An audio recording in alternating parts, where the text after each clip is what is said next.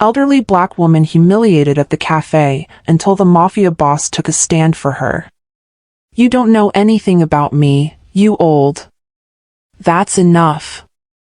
The voice cut through the tension like a blade, quiet but carrying an unmistakable authority that commanded attention. Every head in the cafe turned toward the entrance, where a man now stood, surveying the scene with cold precision. A disagreement, he repeated. With Mrs. Eleanor Washington, the woman who taught literature at City College for 30 years, who raised 3 children after her husband was killed in Vietnam, who still volunteers 20 hours a week teaching adult literacy classes. His eyes narrowed slightly. That Mrs. Washington? Have you ever witnessed someone being humiliated simply for existing in a space? What would you do if you saw an elderly person being mocked in public? Today's story shows how true power isn't about intimidation, but standing up for what's right. What happens when the most feared man in town witnesses this injustice? If you believe respect should be given to everyone regardless of age, hit that like button right now. The morning light filtered through the windows of Rosetta's cafe, casting a warm glow across the worn wooden tables. Eleanor Washington adjusted her reading glasses and smoothed the pages of her book, a biography she'd been savoring for days. At 73, Eleanor had developed a routine that brought her comfort: Tuesday mornings at this corner table, a cup of Earl Grey with a splash of milk, and 2 hours of uninterrupted reading before volunteering at the community library. The cafe buzzed with its usual morning crowd, young professionals tapping frantically on laptops, mothers with strollers stealing moments of adult conversation, and the occasional retiree like herself, seeking a gentle transition into the day. Eleanor had been coming here for nearly 5 years, ever since her husband Thomas passed. The staff knew her by name, and she them, a small comfort in a world that increasingly made her feel invisible. More tea, Miss Eleanor? Rosetta's granddaughter Tanya asked, already reaching for the delicate porcelain cup. Thank you, dear, Eleanor smiled, her eyes crinkling at the corners. Just a half cup this time. I don't want to be running to the restroom during Mrs. Holloway's poetry reading later. Tanya laughed, the sound bright against the cafe's morning murmur. You tell that woman her sonnets are getting better. Last time I heard her, every other line was about her cat's digestive problems. The creative process takes many forms, Eleanor replied with mock seriousness, making Tanya laugh again before she moved to the next table. Few people knew the weight Eleanor carried beneath her gentle exterior. In 1965, she had been one of only 7 black students to integrate Westfield College, walking through crowds of protesters each morning to attend classes where professors often ignored her raised hand. Later, as the first black female professor in City College's English department, she'd endured decades of subtle slights and not-so-subtle exclusion from her colleagues. When her husband Thomas, a decorated Army sergeant, was killed in Vietnam in 1971, she'd been left to raise their 3 children alone while continuing to teach full-time. There had been nights when she'd put the children to bed and cried silently into her pillow, wondering how she would manage. But each morning, she'd risen, put on her best dress, and faced the world with the dignity her mother had taught her was her birthright. Now, in her retirement, Eleanor found purpose in the adult literacy program she'd helped establish at the community library. 3 days a week, she taught adults who had fallen through the cracks of the educational system, immigrants struggling with English, elderly people who'd never had the opportunity to learn to read, young adults who dropped out of school and were now trying to better their prospects. In their determination, she saw reflections of her own struggles, and in their successes, she found profound joy. Eleanor returned to her book, but her concentration was soon broken by the arrival of a boisterous group, 4 men and 2 women, all in their 30s, dressed in expensive casual wear that announced their comfort with money. They claimed the large table next to hers, pulling chairs with a screech that set Eleanor's teeth on edge. God, this place is so quaint it's almost sad, one of the women said, loud enough for half the cafe to hear. Jasmine said it was authentic, whatever that means. It means overpriced coffee and people pretending they're not on Instagram, her companion replied, earning snickers from the group. Eleanor kept her eyes on her book, a lifetime of experience teaching her when to make herself small. But as the group's conversation continued, punctuated by braying laughter and casual profanity, she found herself reading the same paragraph 3 times without absorbing a word.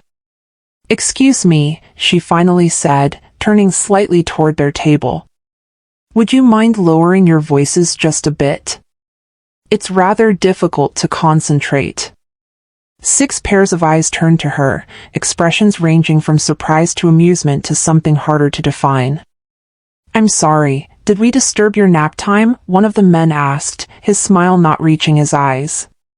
He was handsome in a conventional way, with the confident posture of someone rarely told no. "Brad, don't be a dick," one of his friends said, though his tone suggested amusement rather than reproach. "I'm just saying," Brad continued, "if you want library quiet, maybe don't come to a public cafe." He gestured around the room. "Some of us are here to actually enjoy ourselves." Eleanor felt heat rise in her cheeks. "I'm simply asking for common courtesy," she said, her voice steady despite the tremor she felt building inside. "There's a difference between enjoyment and disruption."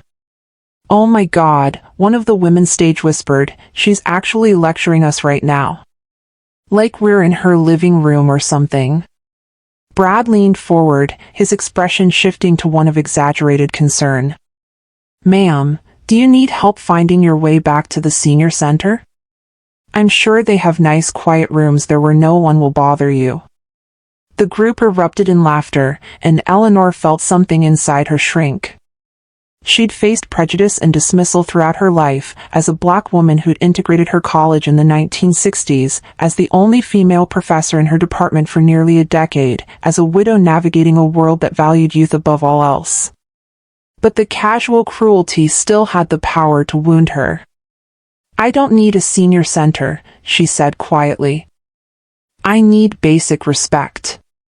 "Respect is earned," Brad replied, his voice hardening. "And interrupting our conversation to complain doesn't exactly earn it." Around them, the cafe had grown quieter. Other patrons glanced uncomfortably at the confrontation unfolding, but no one intervened. A young mother pulled her stroller slightly farther away. An older man buried his face deeper in his newspaper. The barista behind the counter looked to Tanya, who was serving another table, uncertainty in her eyes. Eleanor gathered her dignity around her like armor. "I've earned my respect through 73 years of living with integrity. What have you done besides inherit your father's money and his arrogance?" The cafe fell silent. Brad's face flushed red, his jaw tightening as he leaned forward. "You don't know anything about me, you old." "That's enough." The voice cut through the tension like a blade, quiet but carrying an unmistakable authority that commanded attention. Every head in the cafe turned toward the entrance, where a man now stood, surveying the scene with cold precision. Dominic Russo was not a large man, standing perhaps 5'10" with a lean build that his impeccably tailored charcoal suit enhanced rather than disguised. At 58, his black hair was threaded with silver at the temples, and fine lines marked the corners of his eyes. But it was those eyes, dark, penetrating, and utterly unreadable, that held the room's attention. Everyone in the city knew who Dominic Russo was, though few would admit to knowing the details of his business. The newspapers called him a businessman with alleged connections, the police called him a person of interest in a dozen unsolved cases, and the politicians called him a generous community benefactor. What no one called him, at least not to his face, was what he truly was, the head of the Russo crime family, the most powerful criminal organization in the city for 3 generations. Dominic stepped further into the cafe, 2 men in dark suits remaining by the door, their presence felt rather than announced. He moved with the unhurried confidence of someone who never needed to rush, who knew the world would wait for him. "Mr. Russo," Tanya said, emerging from behind the counter. "Your usual table is ready." He nodded in acknowledgement but didn't move toward it. Instead, he walked directly to where Eleanor sat, the group of young professionals suddenly finding intense interest in their coffee cups. Mrs. Washington, he said, his voice carrying a respect that surprised her. Is everything all right here? Eleanor blinked in surprise. She recognized Dominic Russo from the newspapers, of course, but had no idea he knew her name. Mr. Russo, she managed. There was just a small disagreement about noise levels. Dominic's gaze shifted to the group at the next table, his expression unchanged yet somehow more dangerous. A disagreement, he repeated. With Mrs. Eleanor Washington. The woman who taught literature at City College for 30 years. Who raised 3 children after her husband was killed in Vietnam. Who still volunteers 20 hours a week teaching adult literacy classes. His eyes narrowed slightly. That Mrs. Washington?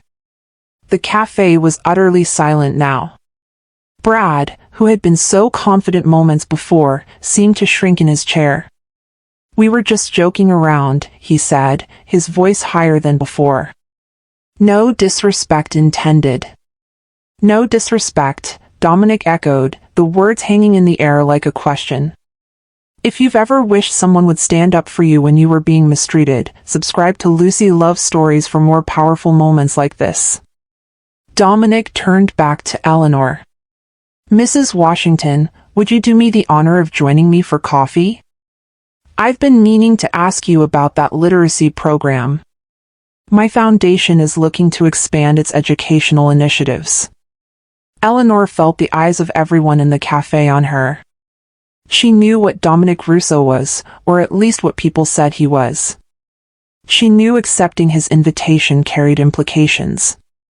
But she also saw something in his eyes that spoke to her, a recognition, perhaps, of what it meant to be judged by appearances rather than character. I would be delighted, Mr. Russo, she said, gathering her book and purse. Though I prefer tea to coffee. Of course, he said, offering his arm with old-world courtesy. Tanya knows your preference. As Eleanor stood, Dominic turned back to the group, who remained frozen in their seats. I believe you were leaving, he said, his tone making it clear this was not a suggestion. We just got here, one of the women protested weakly. Dominic didn't raise his voice. He didn't need to. And now you're leaving. Without finishing your coffee. Without paying your bill, I'll cover that. And without ever returning to this establishment. His gaze settled on Brad. Isn't that right? Brad nodded quickly, already standing. Yes, sir. We're leaving. Right now. The group scrambled to their feet, nearly tripping over each other in their haste to exit. As they passed Dominic's men at the door, one of the bodyguards leaned in and whispered something that made Brad's face go pale. Dominic led Eleanor to a corner table, positioned to view the entire cafe while offering a measure of privacy. He held her chair with practiced ease, then took the seat across from her. I apologize for the interruption to your morning, Mrs. Washington, he said as Tanya approached with a fresh pot of tea. Some people forget the basics of human decency. Please, call me Eleanor, she said, watching as he declined coffee with a small gesture to Tanya. And there's no need to apologize for others' behavior. Though I admit, I'm curious how you know so much about me. A ghost of a smile touched Dominic's lips. My mother was in your adult literacy class 15 years ago. Maria Russo. She immigrated from Sicily in her 40s, never had the chance for formal education. You taught her to read English. Recognition dawned on Eleanor's face. Maria! Of course. Such a determined student. She brought homemade cannoli to every class. That sounds like my mother, Dominic said, genuine warmth entering his voice. She passed away 3 years ago, but she never stopped talking about you. How you treated her with dignity when others treated her like she was stupid because of her accent and her lack of education. He paused. She kept every book you gave her. Said you opened a world she never thought she'd be allowed to enter. Eleanor felt tears prick at the corners of her eyes. She was a remarkable woman. I had no idea she was your mother. She wouldn't have mentioned it, Dominic said. She was proud of me, but not of everything associated with the Russo name. His expression grew more serious. When I saw what was happening, I couldn't stand by. My mother raised me better than that. The cafe had returned to its normal rhythm, though Eleanor noticed people were speaking more quietly, glancing occasionally at their table with undisguised curiosity. People will talk, she said, nodding subtly at the other patrons. About you having tea with me. Let them, Dominic replied with a shrug. People always talk. It rarely matters what they say. Even for a man in your position? Dominic studied her for a moment. Especially for a man in my position, Eleanor. Perception and reality often have little in common. I've learned to concern myself with what is true, not what others believe to be true. Eleanor smiled, appreciating his candor. Your mother was the same way. I remember during one class, another student made a comment about her accent. She just looked at him and said, "My accent means I speak 2 languages." How many do you speak? Dominic laughed, a genuine sound that transformed his face. That was my mother. Direct but never cruel. She told me once about growing up in Sicily, Eleanor continued. How she'd wanted to go to school, but her family needed her to work in the fields. How she'd teach herself by candlelight, using her brother's discarded school books. She never told me that, Dominic said softly. There was so much about her life before America that she kept to herself. Perhaps it was too painful to remember what she'd lost, Eleanor suggested. Or perhaps she wanted to focus on what she'd gained here, your success, her grandchildren. You understand her better than many who knew her longer, Dominic observed. That was your gift as a teacher, wasn't it? Seeing people as they truly were, not as others labeled them. Eleanor thought about this. I tried. In my classroom, I wanted everyone to feel they belonged, regardless of where they came from or what others thought of them. She paused. When I started teaching in the 1960s, there weren't many who looked like me in academia. I knew what it felt like to be judged before I opened my mouth. That experience shaped you, Dominic said. As my mother's shaped her. As mine has shaped me. And what experience was that, Mr. Russo?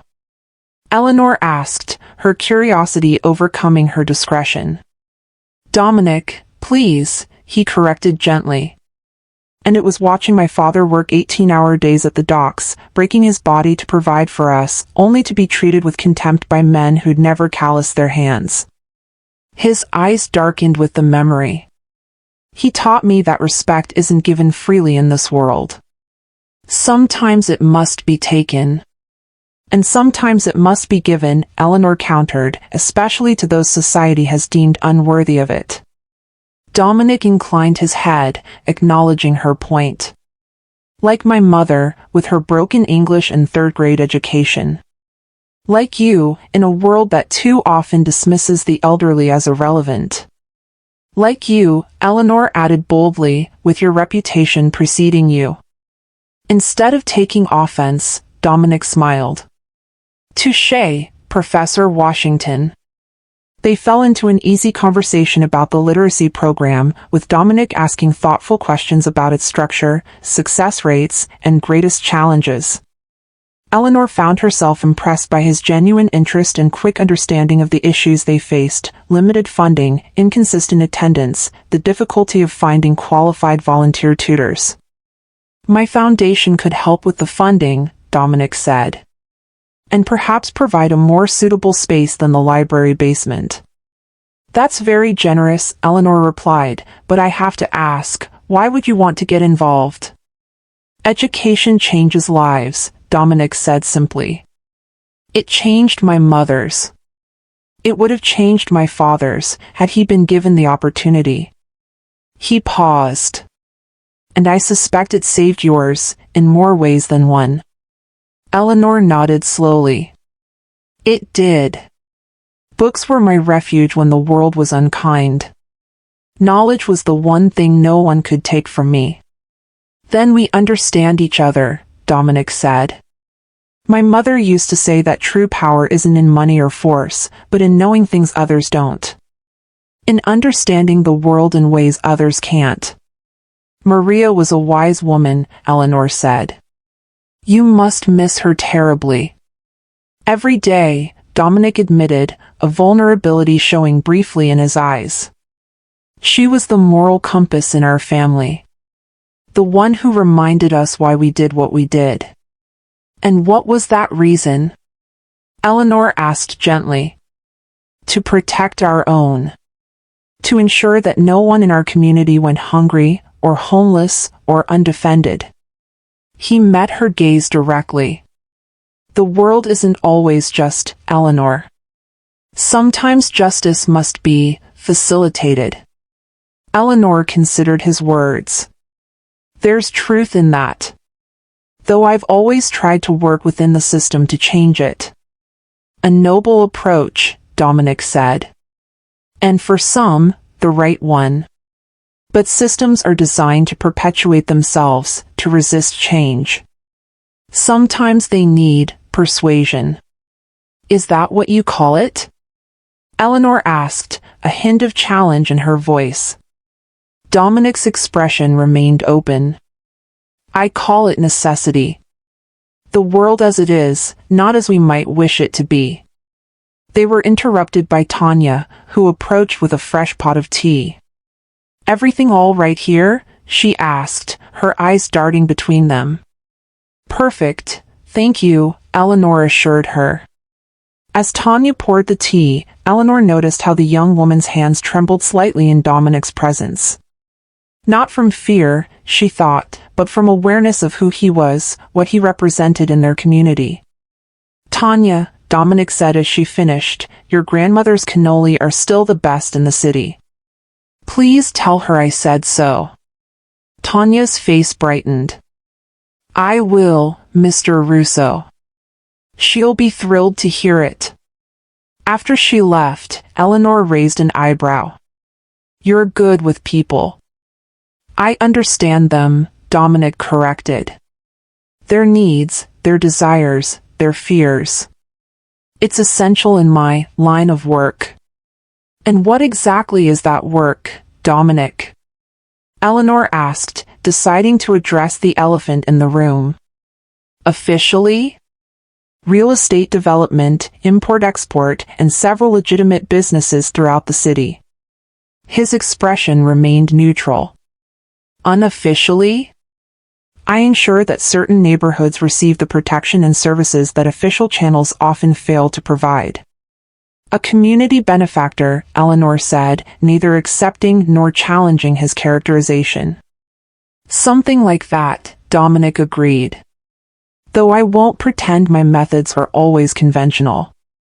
If this unexpected friendship is touching your heart, make sure to hit that like button and share this video with someone who needs to be reminded of the power of respect.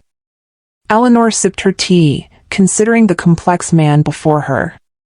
In her 73 years, she had learned not to judge people by labels or reputations. She had seen respected professors plagiarize their students' work, upstanding church deacons embezzle from collection plates, and celebrated community leaders use their positions to exploit the vulnerable. She had also seen kindness from the most unexpected sources, like the gruff janitor at City College who had secretly left food in her office during the months after Thomas died, when feeding 3 children on a professor's salary had stretched her budget to breaking. Tell me about your children, Dominic said, changing the subject. Your oldest is a doctor, isn't he? Eleanor's surprise must have shown on her face, because Dominic added, my mother kept track of you, even after her classes ended.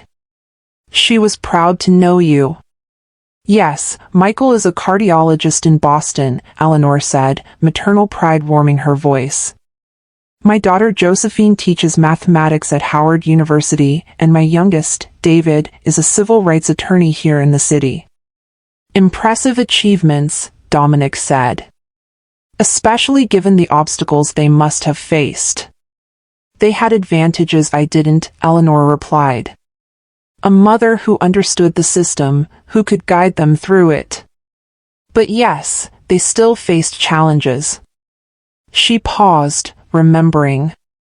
When Michael applied to medical schools, he was rejected from his top choice despite perfect scores. The following year, a white student with lower qualifications was accepted. David wanted to file a discrimination lawsuit, but Michael refused. Why?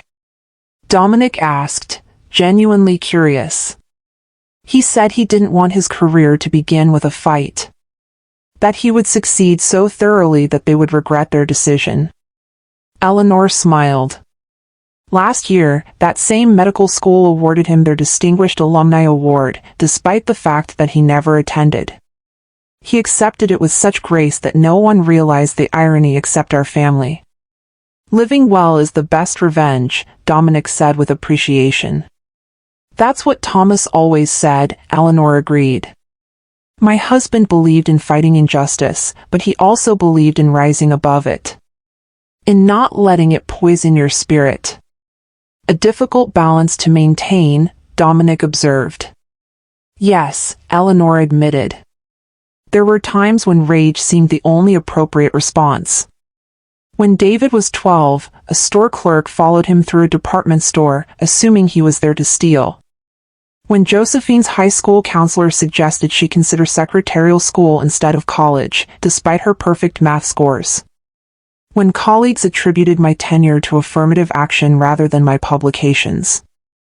How did you handle it? Dominic asked. The anger? Eleanor considered the question. I channeled it. Into my work, my writing, my teaching. I made sure my children understood that other people's limitations weren't their own. And I tried to change what I could, one student, one colleague, one institution at a time. A lifetime of small battles, Dominic said. That add up to meaningful change, Eleanor finished. It's slower than revolution, but perhaps more lasting. Dominic nodded thoughtfully. My approach has been different. But perhaps with similar aims. To protect your own, Eleanor said, echoing his earlier words. Yes. Though sometimes I wonder if protection is enough. If it creates real change or merely shields people from the worst effects of a broken system. Eleanor was struck by his candor, his willingness to question his own methods. It wasn't what she had expected from the notorious Dominic Russo. Perhaps both approaches are necessary, she suggested. Those who work within the system to reform it, and those who work outside it to protect those the system fails. A diplomatic answer, Professor, Dominic said with a small smile. An honest one, Eleanor countered. The world isn't black and white, despite what we teach children. Most of us live in the gray areas, doing our best with the tools and opportunities we have. Their conversation was interrupted by the chiming of Eleanor's watch alarm. Oh my, she said, glancing at the time. I need to leave for the library. My first student arrives at 11. Of course, Dominic said, rising immediately to help with her coat. I've kept you too long. Not at all, Eleanor assured him. This has been unexpected, but enlightening. As Dominic helped her into her coat, Eleanor was aware of the cafe's patrons watching them with undisguised curiosity. The fearsome Dominic Russo treating an elderly black woman with such deference was clearly not what they had expected to witness today. Thank you for the tea, Mr. Russo, Eleanor said. And for the conversation. Dominic, please, he replied. And the pleasure was mine. My mother would never have forgiven me if I hadn't introduced myself to her favorite teacher. Eleanor smiled. Maria was lucky to have a son who valued education so highly. Education, respect, loyalty, Dominic said. The foundations of any worthwhile life. He hesitated, then added, "My driver can take you to the library, if you'd like." "That's very kind, but I prefer to walk." "At my age, you take movement where you can get it." Dominic nodded in understanding. "Then allow me to walk with you to the door." As they reached the entrance, Eleanor turned to him. "You know, when those young people were mocking me, I felt invisible. Like I'd somehow lost my right to exist in public space because I'd committed the sin of aging." "Their behavior reflects on them, not on you," Dominic said. "Yes, but your intervention reminded me of something important," Eleanor continued. "Dignity isn't just something we possess, sometimes it's something others recognize in us when we've forgotten it ourselves." Dominic's expression softened. "My mother said something similar once. That dignity was like a fine suit, you wear it yourself, but others must see its value for it to serve its purpose." "She was a wise woman, your mother." "The wisest I've known," he agreed. "Until today, perhaps." Eleanor laughed softly. "Flattery will get you everywhere, Mr. Russo." "Dominic," he corrected gently. "And it's not flattery if it's true." As Eleanor stepped out into the sunlight, she felt lighter somehow, as if the morning's humiliation had been not just erased but transformed into something unexpected and valuable. She turned back to see Dominic watching her from the doorway, his imposing presence somehow reassuring rather than threatening. "Same time next Tuesday?" he asked. Eleanor nodded. "I'll be here with my book." "I'll bring one of my own," Dominic replied. "Perhaps you can recommend something." "My mother always said I read too many business journals and not enough poetry."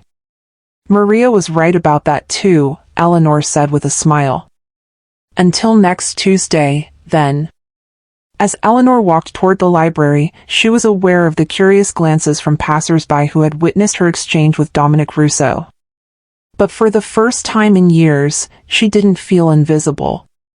She felt seen, not as an elderly woman to be dismissed or pitted, but as a person of value, of history, of dignity. The impact of that morning's events rippled through the community in ways neither Eleanor nor Dominic could have anticipated. By afternoon, Tanya had told her grandmother about the encounter, who told her church group, who spread the word throughout the neighborhood.